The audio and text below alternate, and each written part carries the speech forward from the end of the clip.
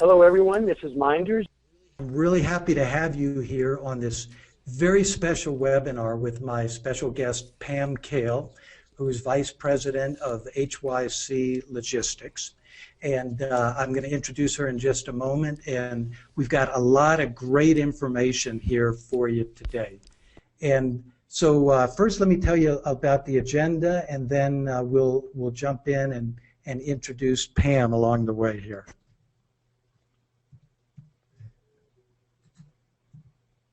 Okay, first of all, we want to talk about what exactly is freight forwarding and when might be it appropriate for you in your situation for shipping. Then we're going to compare shipping by air or by sea, especially from a financial perspective, and take a look at what those implications are. Then we're going to look at understanding the flow of a sea shipment. So from the time that your manufacturer is ready, everything is boxed, till the time that it gets to you or Amazon or any other end destination. What does that flow actually look like?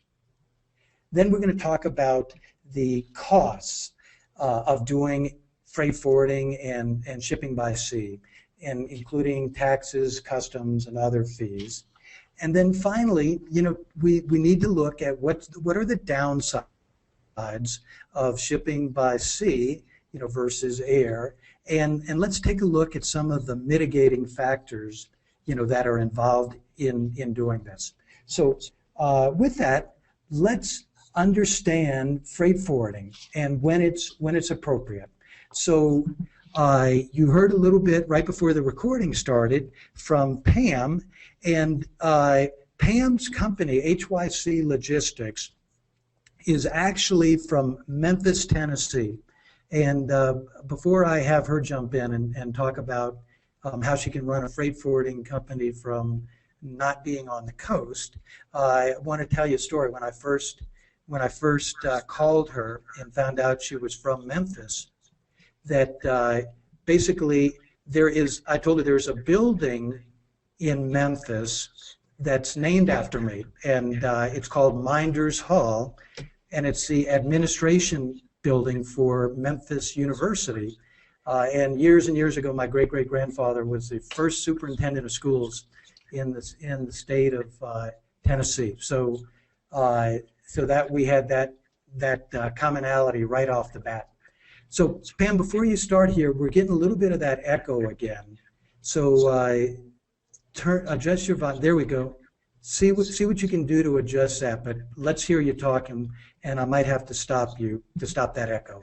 But anyway, tell us a little bit about your company and freight forwarding and how you can do it in Memphis. Okay, thank you very much. I am very pleased to be here with everybody. As I've told Minders many a times, I feel like my goal in life is to make smart importers.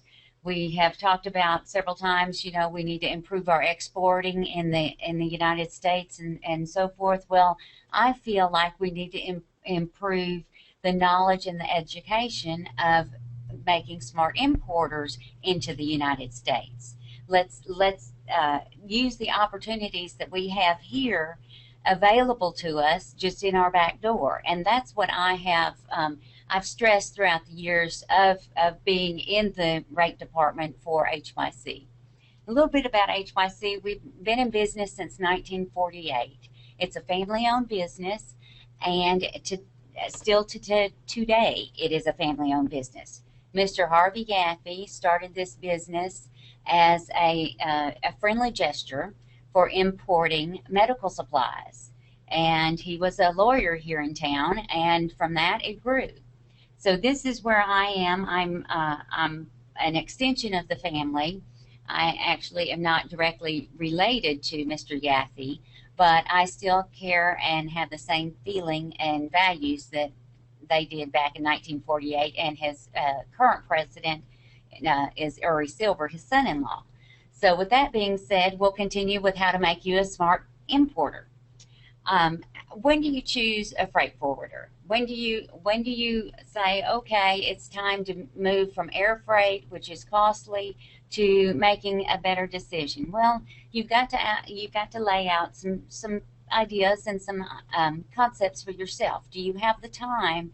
Because ocean freight is more takes more time, and the transit time getting it from China to the first port of entry, which would be Long Beach, is anywhere from 13 to 16 days.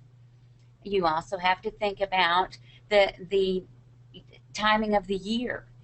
Is it during peak season? Will Long Beach or any other port have a Christmas rush? Will there be a strike? Things like that. But for the most part, I always make sure that my customers know what's going on.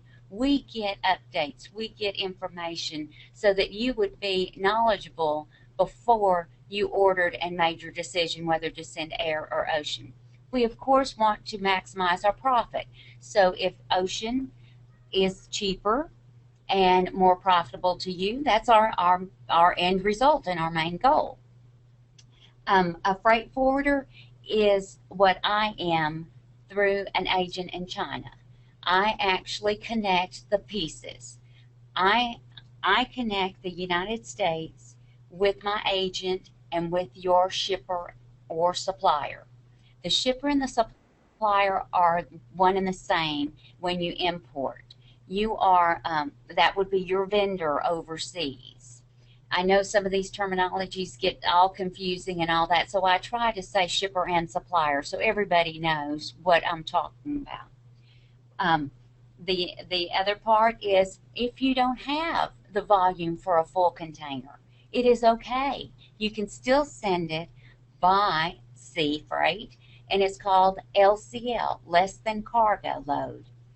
And what we do is we have a consolidator consolidate you and several other people's freight to make a full container. That is very important to people because you can share in the cost. You can share in the benefit of not being a huge supplier. You can actually move freight in and out just as if you were a Walmart. But now you're moving it with 9 or 10 or however many of your new best friends, we always say. Now that in particular is got good sides and bad sides of it. We have got when you do have LCL freight, we pick it up just like it was and arrange it and coordinate it just like it was a full container. However, it goes to a container freight station to where it all gets put together, and they in China coordinate that this container is going to Long Beach, this container is going to New York, this container of product is going to Houston. So they have another step into consolidating it. There are consolidation charges in that, which as you know, being in business as yourself, no one does those kinds of things for free. So we have to have those type of small fees at the consolidated freight station. When we are in China and we're coordinating everybody's freight together into one container. The downside of that is we also are linked to those new best friends that we have in that container. And that would be you're linked as far as their other paperwork, their commodity. If they get pulled for CES exam, customs exam, your freight would too. So there are pros and cons. Yes, you share in the cost, but then you also share in the responsibility. The U.S. government will not ever release just a partial container. Like if your paperwork was right because you went through HYC and you had your ISF filed and you had all these documents in place and your cargo was perfect, that doesn't mean that they'll let your 30 cartons go and everybody else's stay. No, you're married to that. It's not a an overwhelming hurdle to overcome. It is something that is done all the time, and U.S. Customs realizes this, so they try and speed up the process if it is examined. If they can see that somebody's freight just isn't going to go, there is a violation of trademark, and it's not yours, but it's somebody else's, they will pull that aside, and we will be able to coordinate with U.S. Customs on this end, on the USA side, to expedite your freight. However, that could take 2 weeks, and that's where the downside is. But again, if you have everybody in your container have perfect, have normal and customary documents and nothing's, strange, then it'll go through just like normal, and it'll be on the dock for probably 3 days while it gets rerouted, and everything will be beautiful. So I don't want to scare you off, but I don't want to mislead you that you're not connected to those people. Minders? This is awesome. So what I'm going to do is I'm going to have you explain more of the data as we move along, and I show some of these other slides. But that was a great overview for the whole process. And I think before we move on, one thing that would be great to cover at this point is if you've made the decision that you want to ship by sea, and why would you use, say, what are the advantages of using a freight forwarder like yourself who can handle things on both ends of the ocean versus either having a separate freight forwarder on each end, or even letting the the supplier get you on the boat and all the way to Long Beach, and you just handle that end? Fantastic question, and this is what happens a lot.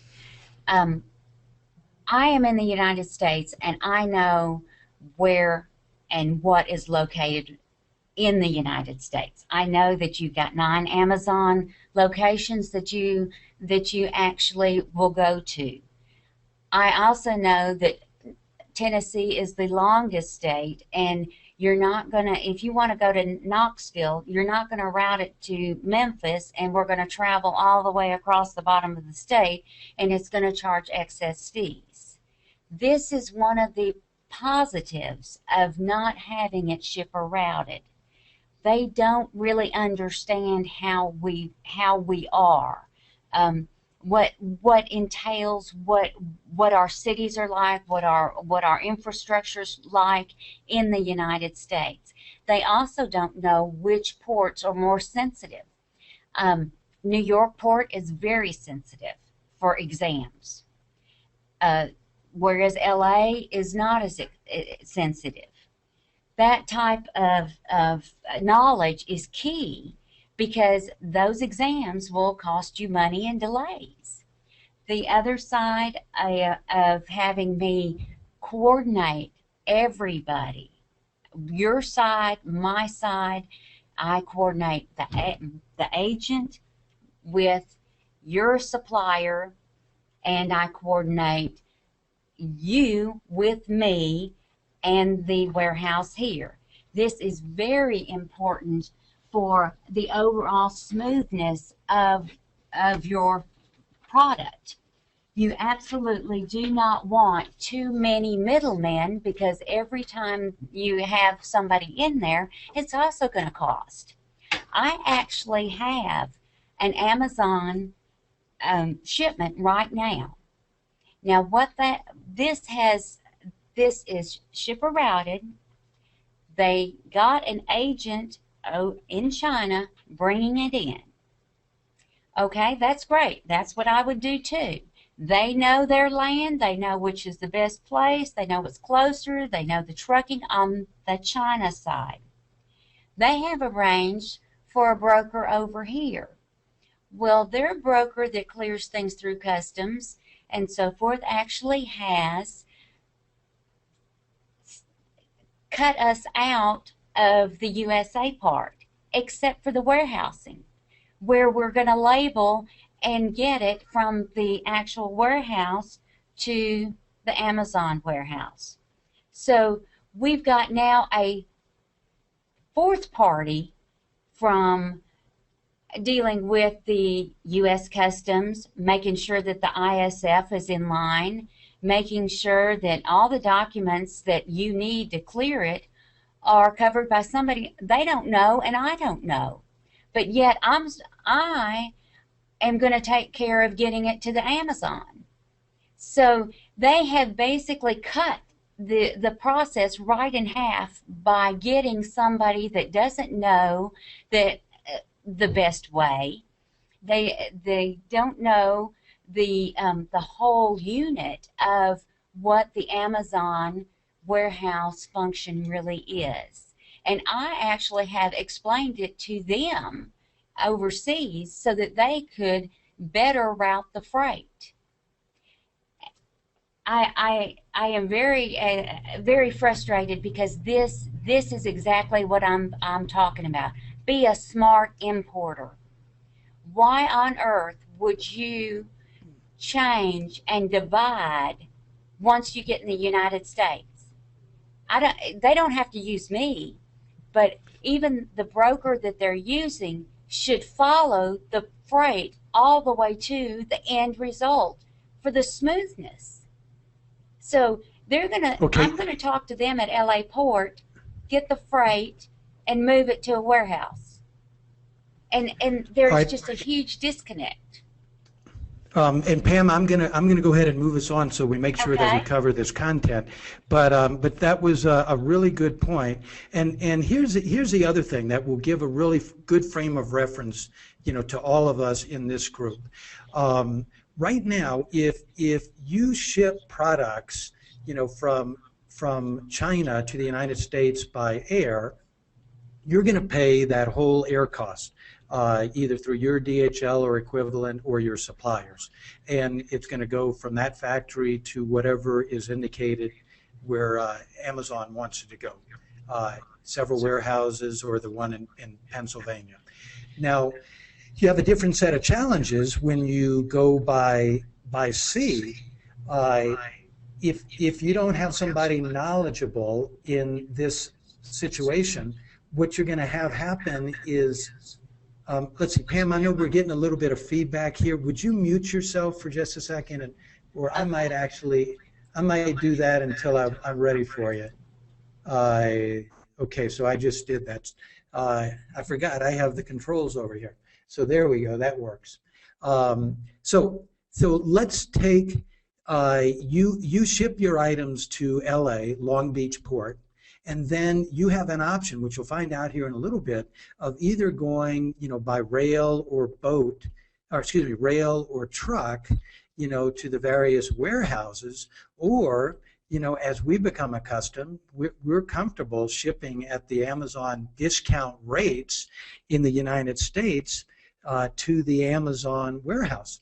So one of the value addeds that a freight forwarder and in particular Pam, with that personal attention that she can offer and understanding our business more and more, is that she has the ability that when it comes out of customs in Long Beach, that she can take your PDFs of your shipping instructions to the various warehouses and put that value added and get them on a plane to go right to the warehouses that you need. So, I mean, that's an incredible value-added capability that working with the right company has. So and I'm trying to unmute you here. There you go. Anything else you want to add on that real quick?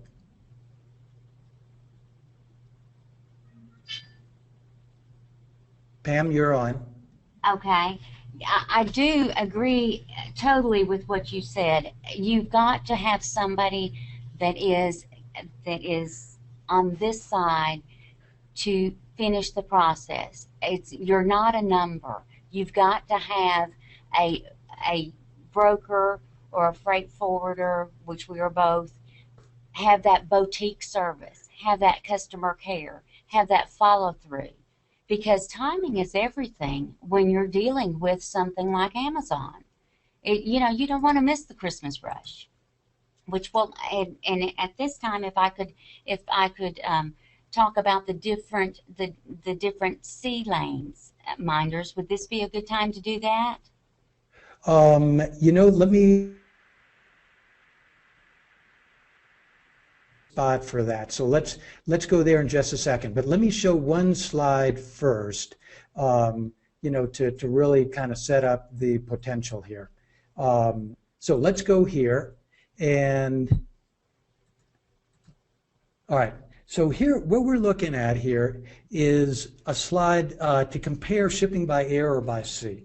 All right, so I'm going to take an example of a recent shipment. I'm not going to talk about what my product is, but we'll use all of the shipping numbers. So I had 1,000 units of this product that went in 25 units per carton, and so there were 40 cartons to be shipped. Each carton weighed, this number of centimeters, 41 by 41 by 28 and a half, weighed 6.5 kilograms, which equates to like a 16-inch by 16-inch by 11 box, or a little over 14 pounds per carton. So this is useful information because when you ship, whether by sea or by air, they're going to want to know the size of what the shipment is. So how much space does it take up, as well as the weight. So I got to ship by air. My local DHL guy dollar quote, and I said, you know what, that's like 5 times the cost of my product. I can't do that. And my supplier in China, because they ship by DHL Air all the time, they have great rates, and it was still $2,500. And we're finding, shipping by air rates to be, roughly $4 a pound, give or take. In certain situations, you can get less than that. There's some of the folks that are on this call that are specifically in my training group that have gotten down quite a bit lower than that, but in a specific situation. But anyway, so to ship it all by air, the lowest I found was $2,500. And to do 40 cartons totally by sea, if you have the lead time and work your inventory management accordingly, is roughly $1,500. And you'll see the numbers here in a minute on that. And then what I did was I worked a compromise. And I decided, okay, I need 10 cartons of this immediately, given my inventory requirements at Amazon. So I took the 650, which was a quarter of the total up above, and then the rate that Pam quoted me for my 30 cartons of $1,273, which gave me $1,923. And so there's a good $600 savings right there. And as your quantities increase, your savings get even larger. So with that, what I want to do is to go into the discussion that you're about to jump into here, Pam, and that's understanding the flow of a sea shipment. So why don't you start off by explaining the difference in these 3 terms as it relates to your supplier or manufacturer getting stuff to the port? Okay, all right. SI cutoff is a shipper's cutoff. It is a date that the shipper, your supplier, and my agent have agreed on the documents being presented, accepted, and their paperwork is needed. The port cutoff is when the container or your freight at the CFS freight station for LCL would be needed at the dock to get on that sailing. And then that rolls right into the CFS cutoff. A lot of times it's the same day. Sometimes CFS freight might be a day ahead of time. So we provide you all and your supplier all these cutoffs way in advance, so that everything can be as unified, no surprises. We're in this together. I want you to know everything so that this could be on this next ship. Now, the other, what we have here is we also have different types of services. And we have a variety of carriers. That would be steamship lines. So, for instance, we had a shipper's cutoff of November 7th at 10 a.m. All right? Well, if my freight, your supplier said, oh, I can't do that. I can't get the paperwork done, whatever. I need at least until the 10th. Then I wouldn't use that particular carrier in sailing. I would go to another carrier. And I would say, look, I need something closer. I'd go to my agent and say, I need something closer to when the cargo's going to be ready, when the documents are going to be ready, and let's see what's out there. Well, rather than waiting for this time, in wasting time and valuable energy for everybody, I get 3 or 4 different carriers at the same time. MSC leaves Ningbo every Tuesday. Well, Costco might leave every Thursday. Well, and Evergreen might leave every Sunday.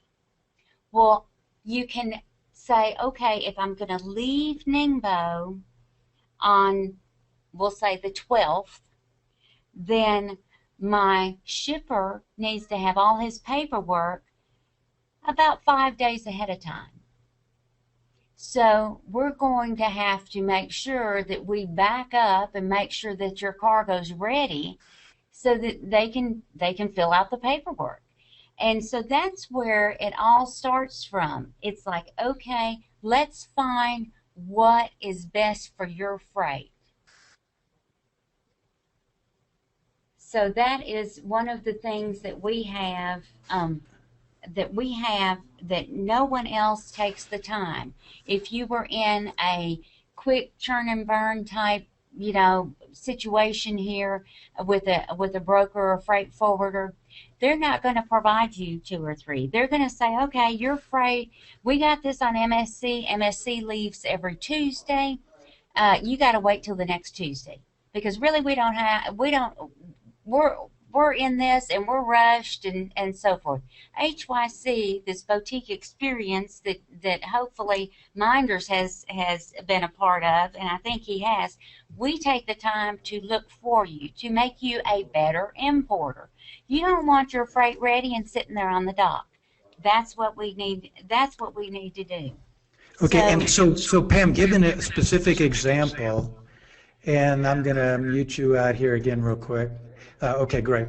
We all have different experiences with our suppliers, and I had a new supplier that I didn't yet have total comfort with. I wasn't getting the 100% back and forth communication. So I wasn't sure that they were going to be able to meet the SI date, get the paperwork in for the first shipment. So Pam had 2 more, 3 days apart. Which was absolutely phenomenal, because we want to get our stuff out the door and into Amazon as quickly as possible, and so that's the advantage of being able to line up multiple shippers in short order. And one of the myths that got debunked for me in this process was the idea that, okay, my stuff could be ready and it could be sitting in a warehouse for weeks waiting for a boat to go out, that could take my small quantity, fitting into a bigger container. And I found out that, that's a no thing. Part of the service she provides in working with other aspects of, people helping there is to make sure that whatever your containers, your partial container size is, whether it's a few boxes or multi-containers, that she can get you on a boat rapidly. So Pam, what I'd like you to do is to talk more about that process. Talk about what happens from the time it leaves the manufacturer's plant to the time that it gets, let's say, to my house, if I'm going to be adding something and then sending it into Amazon myself. Okay. There are several steps in it that we do, and only a few that you do. And that's where I feel like a lot of new importers get scared, because it is, I actually listed them for a fellow Amazon person last night, and there's 15 actual steps that go into process, but you only do 3 of them. And I'm going to go through that. After we have your cargo ready and the shipper and the agent coordinate together, you actually will pretty well be out of the picture, and I will step in and coordinate with the agent, getting it booked. The only part that you're going to have to do in that is approve. We send you the sailing, when your cargo is going to be ready per your supplier, and you say, yes, this is the rate, that I promised you, and this is good. I've talked to my supplier as well. Actually, Minders and I, we actually Skyped the supplier together, so that I knew first off, and she did too, that I was involved and that this cutoff date was serious. And we coordinated after that as well. So communication is a big key. And whether you call, text, Skype, email, it's the whole key of making a smooth relationship and a smooth transition from China to USA is communication. So let me just go through these. First of all, I told you that I would need to know your supplier's information. That was what I learned, through Skype. So I have to get all that, and I tell it to my agent. My agent contacts them a lot of times through the phone and says, hi, I work with HYC, please, and they're talking their own Chinese, they're talking their own language, so that there's no misinterpretation of what I'm saying, because a lot of times my Southern gets a little confusing at the other side. So this is a key to communication. Let's talk the same language. Let's know what we're saying. Then they coordinate, they get the documents. The very important thing in this process is the ISF, and that's the Homeland Security document that was put in place after 9/11. It is nothing that you need to do. It is something that we, as a broker and freight forwarder and agent and supplier, have to coordinate. Although, if we don't do it properly, it is you that gets a $10,000 fine per occurrence. So this is a major, major part in the responsibility of your broker and freight forwarder and the communication efforts. Even though you don't have to do it, you're going to be penalized because it's the importer of record that is responsible. What this ISF document shows, it prevents and makes the shipper/supplier accountable for what they're sending to the United States. This was and is an attempt so that we don't have any dirty bombs coming over, any paraphernalia, anything coming over to the United States that might harm us. This can be as minute as you might think about bark on lumber, or like I said, a dirty bomb. Bark on lumber has bugs in it, so they will only let just X number of wood products come in that have bark on it. It can't be any more than 30%. So these type of things are caught at this ISF time. It's a security filing that we do through a portal to the U.S. Customs. What your supplier provides to my agent and my agent provides to us, we input into the U.S. government system, and they will match it up, and they will make sure that the information goes with what they have been told is coming into the United States. And there's a lot of other technical things beyond it, but that's basically that in a nutshell. Your information, your supplier's information, goes through us to the United States, but the United States already knows what's coming, the United States government. So we're making sure everything matches, so something's not, harmful to the United States. Okay, so Pam, let me ask some specific questions here. Okay. So first of all, anyone who has questions, feel free to go ahead and put them in the question box, and I'll pull them in as relevant here. But one of the questions that has come in is, a little more specific in terms of what do I personally need to supply, Pam in order to do her job. Well, actually, it's very, very simple. It's, how many boxes, what's the size of the boxes and the weight, what is the, put her in touch with the contact, at the plant, and basically that's pretty much it for me, because the supplier, will put on the bill of lading the value of the shipment, that goes through customs and all that other weight and box information.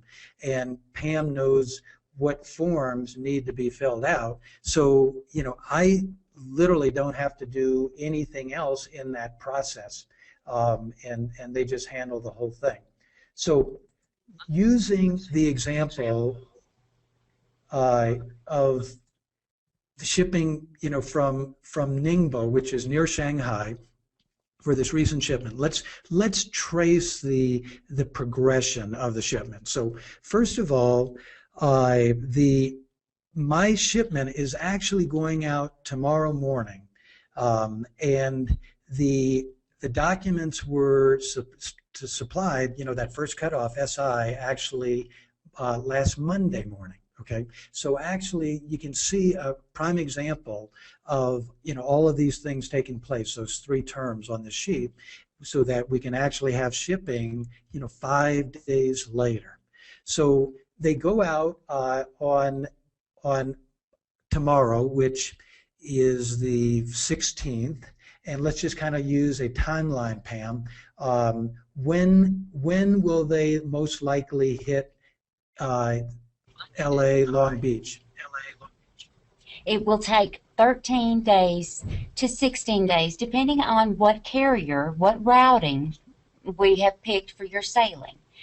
But normally it takes 13 days to get from, we'll say, Ningbo to Long Beach. Okay, and great. And then what happens once it gets to Long Beach? And then once it gets to Long Beach, your container that you're sharing with everybody, minders on this we don't know who he's sharing it with, but we're going to assume that everyone's got their paperwork and it's great. His container is going to be taken off the boat and put into a CFS station, where they're going to disperse everybody in that container, and we're going to put just Minder's part right here, and everybody else is going to go wherever. I'm going to take Minder's group. I'm going to call my warehouse in LA and say, you need to get this to so-and-so if it's going to stay in LA. Now on Minder's, we're actually going to send it on to Albuquerque. So what it's going to do is it's not going to stay in LA and get labeled and at the warehouse. It's going to go to Albuquerque. So we're going to put his section back on another container that's going to rail to Albuquerque. So now he's with all his new best friends that are all going to Albuquerque. And then it goes to another container freight station off of the rail yard. It gets split out again. Minder's Freight will go from, we'll get a trucker and we will truck it from the container freight station to his door, where he will label it, look at the merchandise, and so forth. So okay, great. So that's awesome. We've got two different options there. We've got it to where it can be taken from the port to the warehouse, right there at the port, be labeled, sent on to Amazon, or you can actually take it to your location, to your house or office or whatever, to see the product and label it yourself. All right, that's awesome. So now you told me that once it leaves LA, Long Beach, that we can either rail it or truck it to Albuquerque. So how many? So let's do the timeline again. 13 days. Oops, let me mute you here.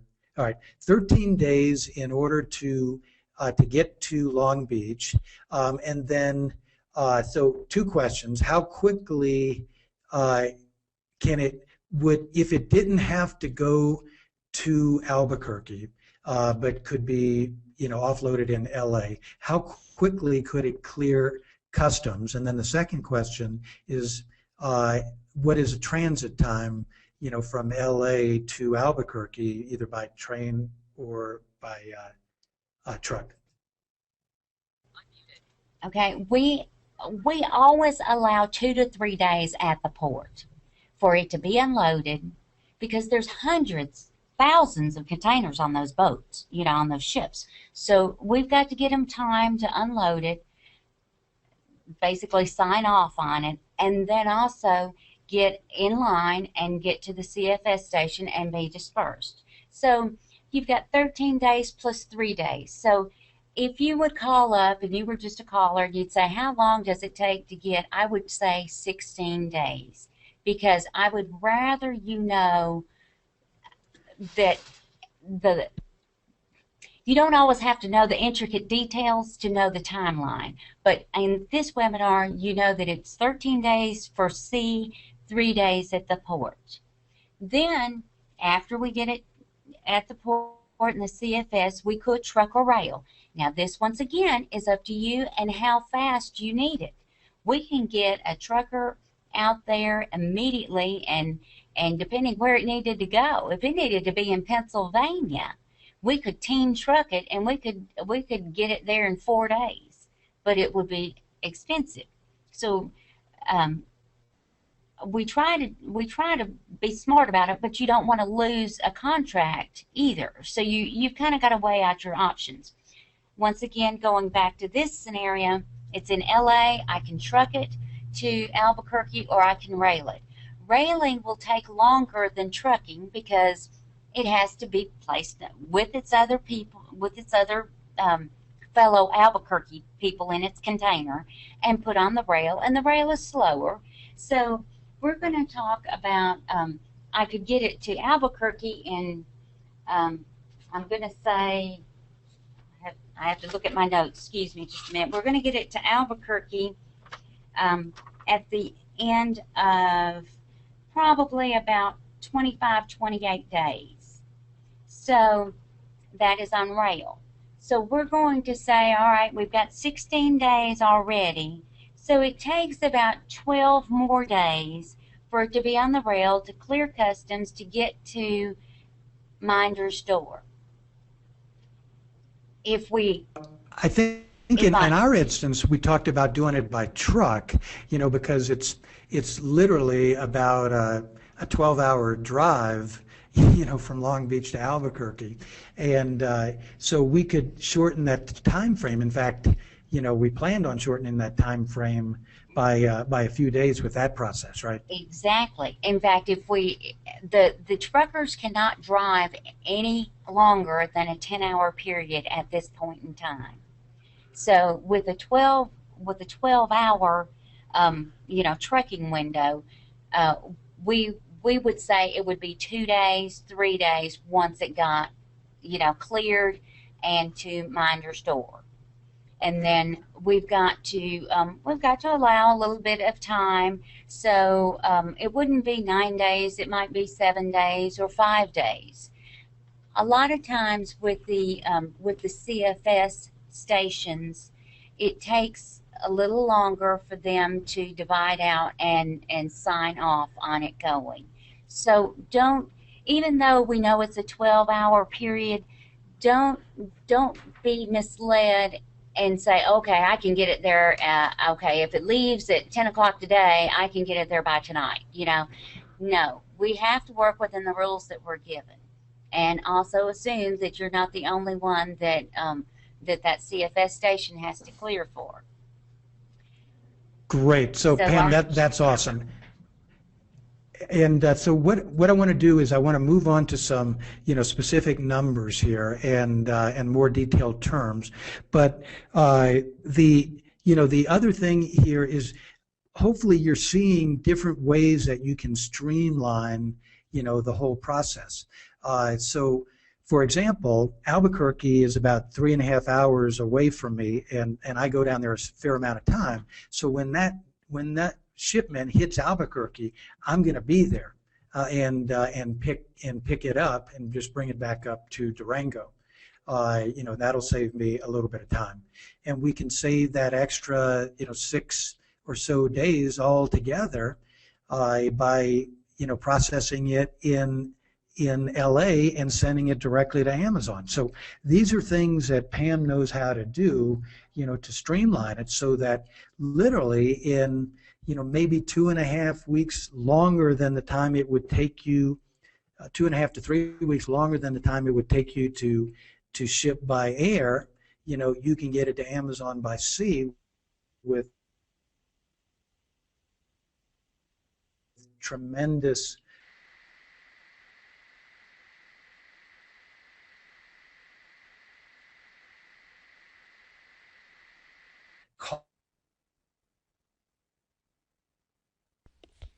Hey, Minders. Those things. You just cut out there for about 30 seconds. Uh-huh. You cut out there for about 30 seconds. You might want to repeat the last bit of information you talked about. Okay, what was the last thing that you heard? About deciding between going sea versus air and the time frame. Okay, all right, great. Thanks for that. So basically, the whole idea is that you have opportunities to save these time estimates, by being smart in your decisions. So we've seen where we can save, 5 or 6 days by going by truck rather than rail to my destination, and it up in Albuquerque, which is 3+ hours away from where I live. And we can even save more time by eliminating that whole thing and having it shipped directly from the port, in LA to the Amazon warehouses, given the PDFs that we supply her agents in LA. And so you can probably look at this freight process being about another 3-week process on average, beyond just going by air, to do this process by sea with substantial cost savings. And the key is to do a little bit better planning. Order more in advance so that you don't have to worry about these particular time frames. So now what we're going to do is we're going to look at a rate sheet, the one that Pam supplied me, and explore the shipping costs, the freight forwarder fees, and customs and taxes. So what I've found is that it makes sense to visually take a look at what it looks like on paper not just on a PowerPoint presentation. So here what we have is the rate sheet that came in from Pam, and I'm going to expand this in just a minute, but you can see what we have here, and we're going to go over that. So let me go ahead and make this larger.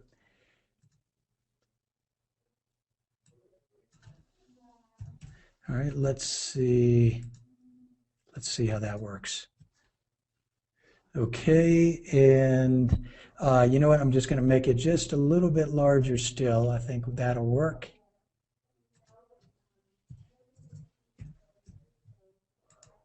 Okay, all right, great. So here we are, and let's start here and look at some of the the definitions here. So we're starting off in Ningbo,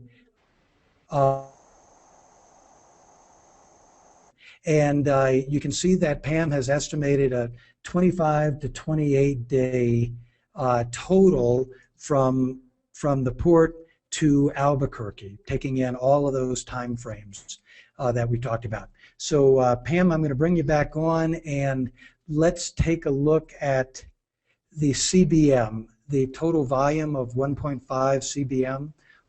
What does that mean? That is a cubic meter measurement. A lot of times LCL freight is calculated in weight or measure. If you have steel rods, you're going to end up being in a measurement. If you have cotton balls, you're going to have a measurement. But most of the product is going to be on a CBM, on a weighted amount. And this is where we have calculated the 30 boxes here, and we have 200 kilograms at a volume of 1.5 cubic meter. So they know in the container freight station, we call it the CFS, they know that Minder's cartons are going to take 1.5 cubic meter of that container. So now all the rest of the people are going to have the same type of measurement, and they're going to know that the cubic meter for a 20-foot is around 28. The cubic meter for a 40-foot container is 58. So the container freight station, the consolidator, will decide if they're going to put Minder's freight in a 20 or 40 or what they're going to do. We don't really care about that. All we care is that we were given a price per CBM for 1.5 cubic meters. And we'll let them bring it here any way they want. Okay, all right, great. Now let's talk. I'm going to move on down and let you go over some of these other things. Okay. But the next piece is that each product that you would be shipping has a tariff code related to it, and so that the duty rates are. You go into a chart on a particular website, and we'll take a look at that in just a minute. In fact, actually, yeah, we'll take a look at that in just a minute, where you can go and see the tariff code for your particular product, and mine is 2.9%. So now, as we look at the particular costs, we'll go down here, and for the transport forwarding service, okay, so we've got the ocean rate basis here on line 31, which is a weight measure, and it's a calculation or a greater amount. So explain the ocean freight one with 350 minimum. Okay, the ocean freight is a CFS to CFS cost. What that does is that gets you from the CFS station in China, Ningbo, China, to the CFS station in Long Beach. This covers all the costs. This can be done 3 different ways. We could do it from the CFS in China just to the port, and then I'd have to add in all the port fees and all the other little fees that you know, the $8 security fees and so forth. This way, you know that you're not going to have any surprise fees getting it off the ship to that container freight station in LA. This is the price. $350 is their minimum. So I pass it on at 1.5 cubic meters is $350. Then we have the Ningbo China origin charges. This particular shipment was FOB terms, which is free on board. This means that your supplier will get your product to the CFS station. All the charges prior to getting it to the Ningbo CFS station are included in the price that you have been quoted by your supplier for your goods. This also is very important to bring up the value added tax that China has. It is a 6% plus 1% admin fee, and that came into effect in August. So if say it was shipper routed and the ocean freight was the minimum of $350, minders would actually pay 7% more on top of that for the China government to get. The shipper supplier will collect it, and then they hand over 6% to the Chinese government and 1% to the carrier, the steamship line. So by it being actually prepared and organized by me over here in the United States, minders did not have to pay $350 plus 7%. He just paid $350. This is a very important fact, and 7% on top of the cost, it makes a huge bit of difference. So we didn't mention that before, but we do need to be very cognizant of that fact. All right, the USA destination charges. That would be the charges for the CFS station here in LA, in Long Beach. That would be the sort, the you know, prepackaged to put it back into the container in Albuquerque.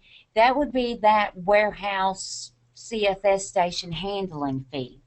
This is an approximation, and you'll always see probably a $50 swing there because they have weird calculations that, you know, it's all done by weight and measure and so forth. They don't really give us a straight fee on that. The Pure Pass that Long Beach charges is also included in that. The clean truck fee that the truckers bringing it from the port to the CFS station is included in that. There are a lot of other fees that are included in that destination along with just the CFS. Then, as in this case, we have another place where we're going to have a CFS location in Albuquerque, because remember, we're going to put all of Minder's freight back in with his new best friends that are going to Albuquerque. So all that container is going to have all Albuquerque in it. So then we have to split it out again. Now usually that fee is much less than the port destination charges. So that one runs, again, a $50 swing, 80 to 130 approximately. If we needed to palletize it at the CFS station, shrink wrap it, whatever, that would be added in at that too. But we don't really know at this point, when we send out a quote, exactly what is needed at some of these container freight stations. We don't know that it might have gotten busted up and we need to reshrink it if that's how you wanted it. So you've got to give us a little bit of leeway in there. Okay, then let's talk about the marine insurance, not only the fee, but what it covers and why it's worthwhile to have it. Very, very important. I feel, and it is optional. This covers you as the importer of record. Marine insurance is not only for if your freight gets wet or damaged inside its container, it also covers if anything happens to somebody else's freight. Let me explain that. This is called general average. You are protected by the general average. Say we go into Savannah. It's a low port. It's a shallow port. It can't really handle some of the larger ships. Well, quite a few people didn't exactly say their freight was the appropriate weight, and the ship is heavier. Well, it gets stuck on a sand barge getting in there. All right, we have to the captain of the ship has to throw over 40 containers to get the ship out of the sandbar and moving again. Well, the general average will take all the importers on that ship, and they will take those 40 containers, figure out the price, and divide it by the volume that each importer has on that ship. The second thing of this is most important. Pam, would you repeat that? Pam, would you repeat that? You cut out a little bit. Oh, I'm sorry. That very. When we threw the 40 containers overboard to get the ship back up off of the sandbar, the general average took the price and the value of that cargo and the ocean freight and divided it amongst everybody on that container ship and prorated it according to the volume that each importer had on that ship. Like Minders, in this example, he would be responsible for his general average of 1.5 cubic meter. Now, is that $2,000 a cubic meter? Well, the marine insurance would cover that. The second part that is most important for the delay is if you have marine insurance, all of those containers get released off the ship while they're calculating how much it's going to be and how much each individual person, importer, is going to owe. They're released because they've got marine insurance. The others will stay on the ship, will incur demurrage for holding the container out too long, will incur per diem for being on the port too long, and your cargo will be sitting there until they figure out how much your percentage is. Okay, so I think what we've just really clarified there, let me mute you out here for the echo, is, it's a minimum amount and provides, a lot of value. So definitely worth going with that. Now, real quick, there was a question that came from Olga, the part about the 6% tax, value-added tax plus the 1% extra was confusing. So here was a key point related to that. Over the summer, the Chinese government, instituted an additional tax to manufacturers in China, so that they had to pay a 6% and that, other fee to the government and other sources.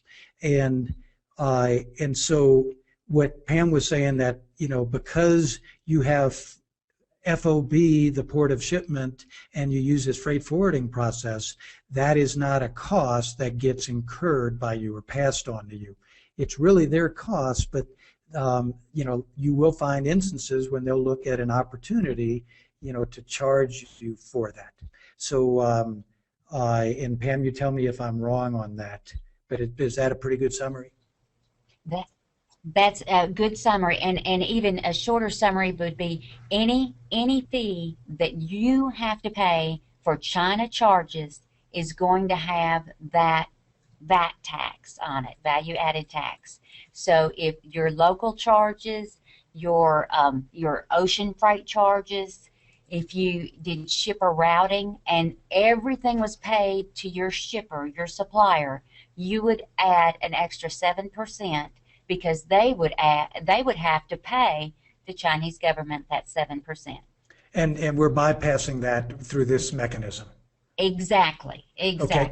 So here's what I want to do. I want you to go through these next ones, everything except line 47, the duties and taxes. I want you to go through those pretty quickly, and then we'll focus on that one last important item. So starting with service to entry fee. Okay. Service to entry fee is what HYC gets, what my staff gets for clearing your documents through customs, for coordinating from start to finish. That basically is their fee.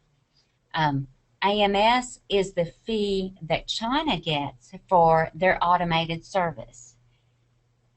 ISF is that Homeland Security filing fee that we have to file on your behalf. If you have a single entry bond, if you don't have a continuous bond, you have to pay an ISF bond fee. The single entry bond is the next one. The minimum is $50. It's based on a calculation of $5.50 per 1,000 for the duty and value. That's so $5.50, right? Right, $5.50 per $1,000, and you combine your duty and value together, the value of your goods. You have $20,000 worth of goods, you have $5,000 worth of duty. You'd pay $5.50 divided by 1,000 times 25,000, and that would come out with that. Now, a key here that I am going to encourage you, once again, just like the marine insurance, if you have a continuous bond, it is well known in the industry that you get less exams, you get less stops by U.S. Customs, and your freight runs smoother on the USA side. Is it written anywhere? No. But the point here is this is what everybody has seen. The single entry bonds literally have to have the paperwork assigned to a U.S. Customs officer to where he signs his name approving your particular paperwork. If you have a continuous bond, it goes through the computer, it all, the sign-on codes, whoever, and it's much less evasive. This is why I think there is less exams. You're asking a customs officer to put his John Hancock on it. He's going to make darn sure that he's not putting on anything that's going to get him in trouble. So then he's going to pull it and look at it. If it's a $500 for a 12-month continuous, like if you started today, it would be 12 months from now that it would be due again. Something to put away and think about, because you don't want an exam. That's delays and costs money. Okay, express dock fee, that's a FedEx or courier fee, getting paperwork back and forth from China. Getting our steamship lines only accept a broker's check. Not ACH, not your check. So we have to Federal Express it, so we have proof that they got it. Delivery order, that is for organizing and tracking and tracing the shipment, a small fee per entry. Okay, so Pam, as I look at all of the costs that we've looked at here so far, the only thing that I see for paying for your company's services is the service to entry fee of $150. Is there anything else that you guys get paid in this process? Not really, other than the delivery order fee. That is split between the trucking and our part of tracking and tracing. So we get $150 plus $10. So we get $160 for this entry. Okay, all right, great. And so what I want to, really impress upon here is, again, another myth debunked, and that is that, the value added for the freight forwarder slash brokerage service that coordinates all of these components, is very, very cost effective, as you can see here. Now, there's another thing that's really important to talk about until we go into the last one, and this is a segue into duties and taxes, and that is, there's been discussions in the ASM forum, the Facebook group, and in various masterminds that I've been a part about, the idea of, trying to get your shipper to fudge on the value of your shipment, and to do a lower price. So I'm just going to cut to the chase here and save hours of discussion that we've had on this with Pam, as well as others. It's not worth it. These custom agents know what they're looking at. They weren't born yesterday, and if you have an item that's obviously worth $2,000, and then you can see here, this is a prorated, 3/4 or 30 containers over my 40 total. This is the prorated value of my order, from China. They know that what they're looking at. They've seen similar items come through, so you don't want to fudge it. And the key point is why? Because look at this cost over here in column N, $68. It's based on the percentage that comes up by looking at the tariff chart, but the rates aren't high. As Pam was showing me, most of them are under 5%. So you're going to be under 100 typically, in every scenario.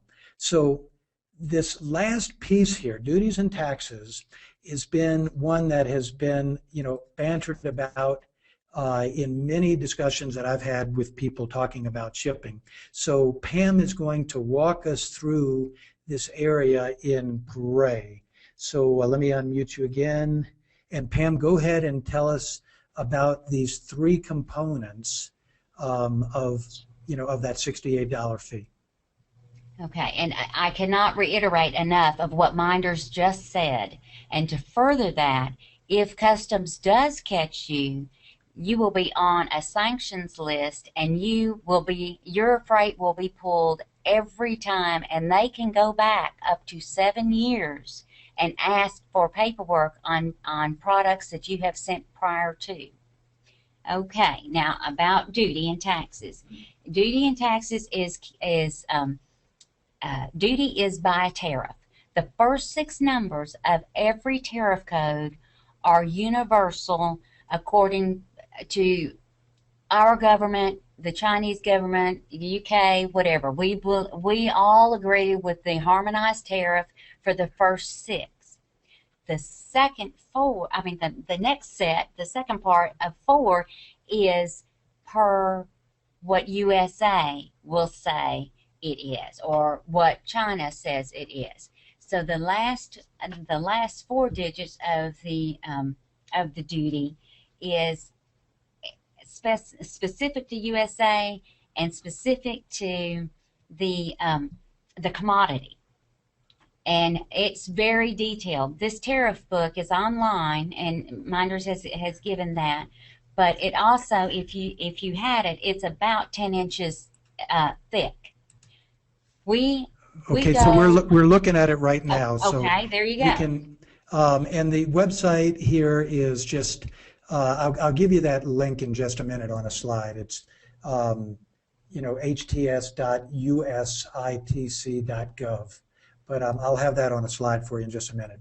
But just briefly, tell what the site tells and how it's useful. This site actually will tell us if we've got. In fact, we have someone who asked us about luggage. We said, okay, where's luggage? They said it was faux leather on it. It was used for like bags, carrying like you would. On a backpack type like that. Well, number 42, chapter 42 talks about luggage. Well, we talk about luggage on every part of luggage you can think of. Luggage that is considered a briefcase, luggage is considered, has real leather, has, plethora, has plastic, hard, and so forth. So we know that articles of leather, sadly, and harm, travel goods, handbags, etc. We go into there, and then from that, we find what is really exactly, almost exactly to what you're trying to import in. We do this, we can suggest it to you, but we are not allowed as brokers to tell you. But I can give you this, I can let you view it for yourself, but I have a compliance manager just for this reason. I do not want anyone to pay 20% when they should be paying 2.6%. Okay, so if what I did, I went to chapter 42 here from this particular view, clicked on that, and it brought me here. And let's say that I have a dog leash that I'm selling. Okay, so here's dog leashes right here, and there's a 2.4% over in the rates of duty column. Is that my duty percentage that I apply? That is your duty percentage. The next two columns are for if you were in a free trade zone or something like that were in those countries. Mexico is in there. So if you imported dog leashes that fit this scenario to Mexico, the duty would be free. Okay, all right, great. Okay, so those are free in that column, and then just to finish this out, this little aside here, what's in the 35? What's the 35% in column 2? What does that pertain to? That column is we have never used it, and my compliance manager has never used it. That column is for the countries that are not applicable in here, and it is more of a what should I say, a deterrent. If it's not the U.S. and it's not in these that the U.S. has actually sanctioned and given permission for a free trade zone or supportive of those countries, then you're going to go to the next one. In my 27 years and in my compliance manager's 22 years, he has never used column 2, and we actually looked it up, and they talk very little about it. So we're just going to say that if you ever hit something in column 2, we're going to be calling the U.S. government, and we will find out why. Okay, great. So let's jump back to the chart here real quick, and explain the merchandise processing fee. In fact, let me just set this up for folks. So there's 3 fees that are involved. The duty tariff, which is what let me mute this again. Sorry about that. There's a duty tariff, which we were just talking about, from that chart. Okay. Then there's the merchandise processing fee. We're looking down here at line 58 here. And then there's the harbor maintenance fee that come together, okay? And so just real quickly, talk about what the MPF and the HMF are, and then we're done with the whole fee thing. All right. The merchandise processing fee is a fee that is a tax, more or less, for the U.S. Customs for doing their work. So where I have services to entry up there, they have this merchandise processing fee. It's a fee for their upgrades, upkeep, whatever. And it is 0.3464% of your commercial invoice value. This one does have a minimum and a maximum. Let me go back to the words commercial value. A lot of times you'll get an invoice from your supplier that will have the value of your goods and then they'll have some, if they did the ocean freight, they'd put the ocean freight on it, and then the bottom line would be $40,000. Well, this fee only needs to be on the commercial value of your goods. You're not paying a fee on your ocean freight. A good broker will look at this for you and make sure that you are not paying these taxes on values that you shouldn't be.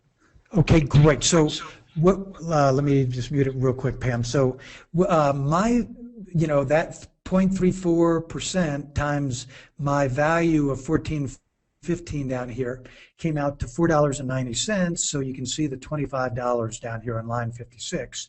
That's a minimum. So we plug that in there. This $41 to the left was the duty tariff. It's taken my 2.9% times the 14.15, because 2.9 was my rate. And that came up with the $41. So now we're on to this third component, which came out to $1.78, the harbor maintenance fee. So just quickly tell us what that is.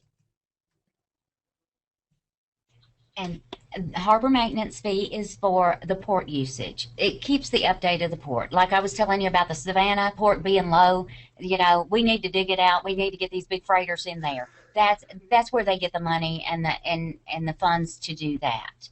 So even though it seems minimal at $1.78, that actually, I mean, you got to figure how many times we charge $1.78 or whatever, and that actually will help keep the ports and keep our commerce going.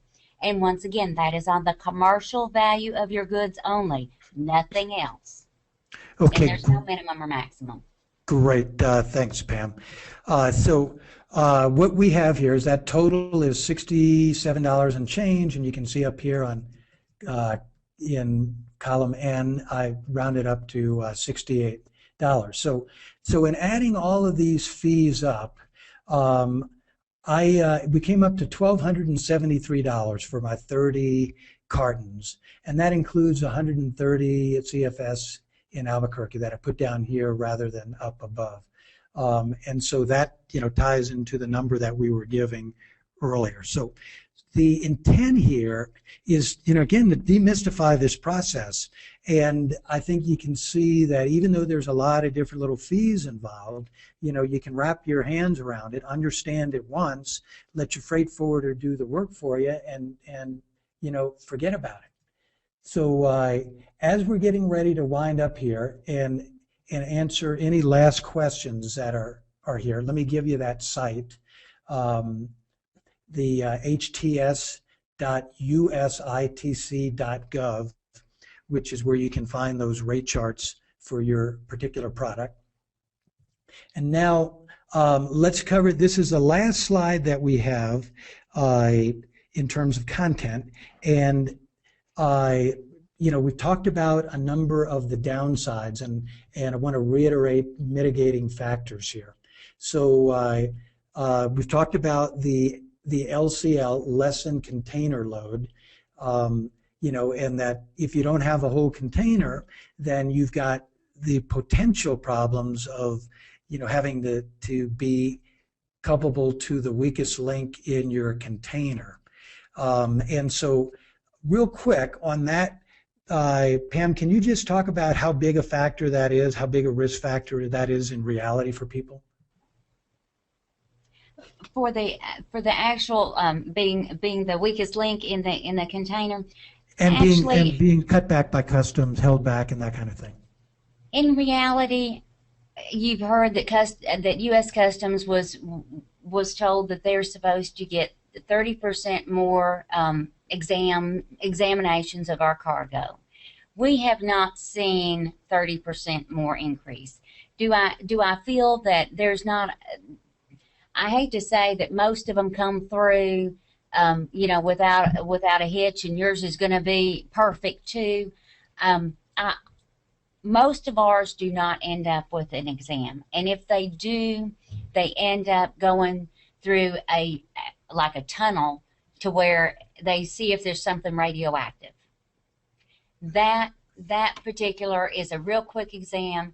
It costs minimal, and everybody gets a piece of it. So it could end up costing you, $75 to $150 minimal. Something that's stripped out or does light up the radioactivity like a Christmas tree. That one will be stripped out, looked at. I mean, the dog's in it and all that. That we're talking thousands, a couple thousand of dollars. LCL freight normally doesn't run into that. Is it because we've got really good CFS stations and they know it overseas, and our agent is working and we have a good consolidator? Yes, that could be. That could be. I mean, everything that HYC does and is a part of is first rate, and we don't cut any corners on this side or on the China side. And that in itself will, follow you through on your shipment, whether it be through customs or whatever. Trouble at sea, we've heard about the Philippines and the huge waves and all that. There will be delays sometimes if it's typhoon season and so forth. I mean, we cannot be responsible, nor will the steamship lines be responsible, but most of the time people understand, and I'll send you out an alert that I have gotten weeks before that says this is typhoon season. This one is gonna, this ship may be delayed due to fog. That happens a lot of times in Singapore. And then the delays at customs is we have talked about that through several different areas. Customs doesn't want to really hold up your freight. They're just doing their job, and they're trying to make us safe in the United States. You can't blame them for that. Look, if something's glaring out and it's radioactive or whatever, I don't want it. Or if they got a huge beetle bug coming in on some wood, I don't want it either. So that's where I have a yes, it does put delays and it costs my customers extra money. But I also understand, and I don't want those big old roaches any more than anybody else does. And they came over years ago. So, and then the time delays in transit, we always are proactive at HYC. We pre-clear your freight when we can. We have the trucker lined up because I know the estimated time that your freight is going to arrive in Long Beach. And on Minders, it's around November 26th. So I've already talked to a trucker and said, hey, I've got something coming up around the 26th, maybe 25th if it gets in early, so forth. I need you to keep a slot open for me. This is what makes us a boutique business, and this is what I require for my staff, and I think you should require too of anybody that you use. It is your livelihood. Great, Pam. Thank you so much on that. Let me mute that for a second here. And just so everybody has Pam's information, here it is for HYC Logistics. And for those who might just listen to on audio, area code 901-355-8759, and it's Pam at hyclogistics.com. So Pam, there are just a few other questions here, and then we're gonna go ahead and close it down. But this has been tremendously informative here. And the first question for you, and answer these briefly if you would, please. Can you handle shipments from other places like India or the Philippines? Oops, I got to unmute you. Sorry about that. Okay, there you go. I'm sorry. I said, oh, yes, we have a network of agents all over, and we import and export. So we go both ways on helping them out, improve their country, and vice versa. So that we can go all over. Okay, great. Now, what's the difference between a broker and a freight forwarder? A U.S. broker handles documentation only. A freight forwarder handles ocean freight, the arrangement of getting a steamship line and your cargo together. The broker part is dealing with U.S. Customs, the tariff number, exams, making sure that your documents and your ISF filing is appropriate and is correct to have it be cleared through U.S. Customs and arrive at your door. Okay, so is a brokerage a sub part? Hold on, let me reframe that. Is a brokerage service a sub part of what you supply as a freight forwarder?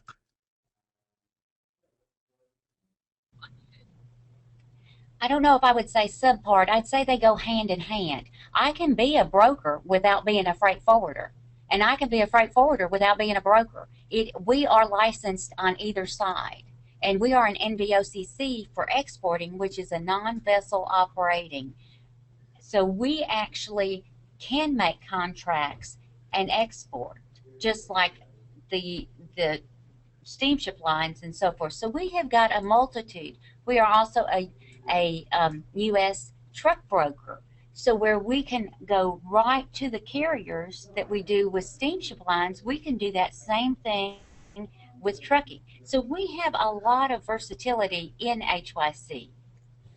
Okay, great. Now, someone asks, Ram asks, if you have damaged, or wet goods, how do we handle? I think that's just the insurance covers that, doesn't it, Pam?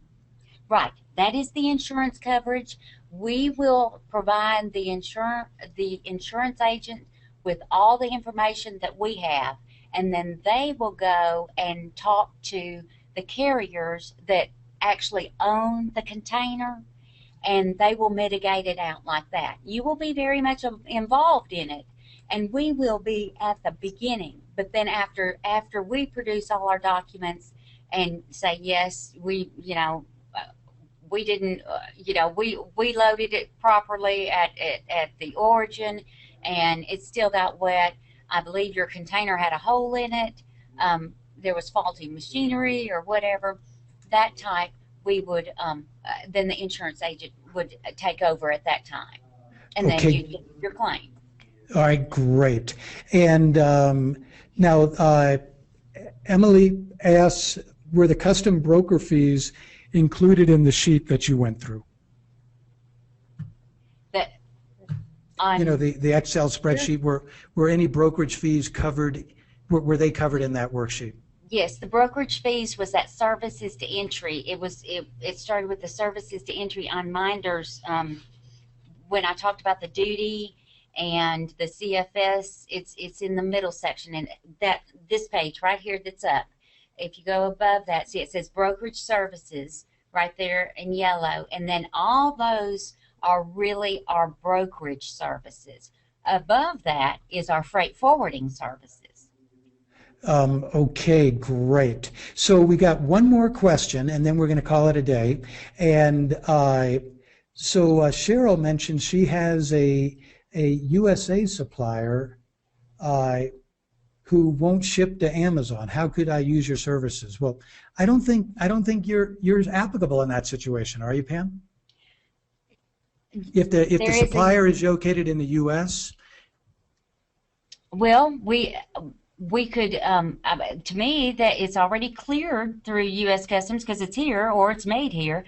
What that would be a strictly a labeling, maybe a warehouse, opportunity, and a trucking opportunity. Did they say they would not ship to Amazon? Yes, and so let me just kind of intervene here. This isn't the right tool for that job, because you're going to want to get it by UPS Air if they're in the U.S. to Amazon. You can get them in the warehouses. So I think a better solution in that kind of situation is to have them to be willing to ship them to an intermediary, whether it's you or someone else, add any other components like box inserts that you want to, and then send it on to Amazon yourself, or to find another supplier. It just really comes down right to that. So, okay, well, we are done here, and Pam, you have done a phenomenal job. Thank you so much for being on this webinar. Well, you are quite welcome. I am very excited to help anybody be a better importer, be a smart importer. Great. Well, with that, guys, we're going to wish you a great rest of your day and a good weekend, and I hope you've gotten a lot of value from this. And anybody who registered for this webinar, I will send a link to the replay. You'll have that tomorrow. So have a great weekend, everybody. Bye now. Thank you.